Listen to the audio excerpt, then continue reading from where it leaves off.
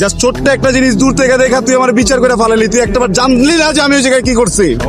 আমার বন্ধুটার জন্মদিন আমার ফোন দিছে, আমি যাইতে চাই না ওই জায়গায়। আমি ওখানে কইছি যে আমার কাম আছে, তো আমি আইতে পারুম না, তারপর আমার জোর করে নিয়ে গেছে।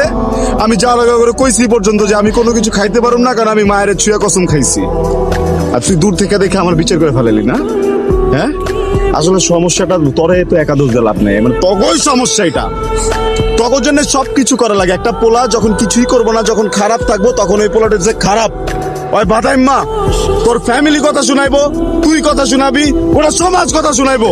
আর যখন ওই পোলাটা পুরোটা জিনিস বুঝা নিজে কামে ঢুকবো, নিজে কাম করতে যাইবো, তখন আবার কবি যে তুই সময় দাস না, করুম কি আমি পাগল হয়ে যাবো? তখন মেয়ে মানুষরে পাইতে হইলে এইটা করতে হইব, তখন মেয়ে মানুষরে পাইতে হইলে ওইটা করতে হইব। আরে মেয়ে মানুষ পাইতে গেলে যদি এত কিছু করতে, তাহলে নায়িকা বিয়ে করুম। তুই কে তোরা কি লেগা বিয়ে করুম? আমি ক আমি আমি আমি ভালো রাখতে পারব না। না, আমি রাখুন না তোরে ভালো। যা, তোরা কি ভালো রাখবো? তুই জায়গা যা, তুই যা।